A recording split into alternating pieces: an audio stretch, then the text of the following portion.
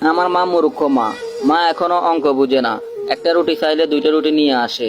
কোথায় যাওয়ার সময় 20 টাকা চাইলে 50 টাকা ঢুকিয়ে দেয়। আমার মা ইংরেজি বুঝে না। হেঁটিয়ে বললে উল্টো ভালোবেসে বুকে টেনে নেয়। আমার মা মিথ্যাবাদী। নিজের পেটে খিদে থাকা সত্ত্বেও খায় না, আমার জন্য তুলে রাখে। আমার মা বোকা, সারা জীবন রান্নাঘর আর আমাদের ভালো মন্দের পিছনে কাটিয়ে দেয়। আমার মা নির্লজ্জ। কতবার মাকে বলি আমার জিনিসে হাত দিবে না, তবুও মা নিজের হাতে আমার এলোমেলো জিনিসগুলো গুছিয়ে রাখে। আমার মা বেহায়া। আমি কথা না বললেও জোর করে এসে বেহায়ার মতো গায়ে পড়ে কথা বলে। রাতে ঘুমের ঘরেও আমাকে দরজা দিয়ে উকি মেরে দেখে দেয়। আমার মায়ের কোনো কমন সেন্স নেই। প্লেটে খাবার কম দেখলে কেমন জানি করে। খোকা, খাবার এত কম কেন? এই বলে প্লেটটা ভর্তি করে দেয়। এত খাবার পরেও মায়ের চোখে যেন আমি কতদিনের না খাওয়া। আমার মা কেয়ারলেস।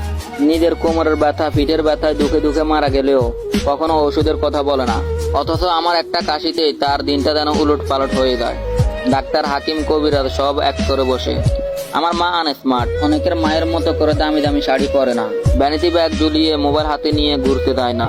সারাদিন শুধু রান্নাঘর আর আমাদের ভালো মন্দের চিন্তায় পূর্ণ হয়ে জীবনটা কাটিয়ে দেয়। আমার মা স্বার্থপর।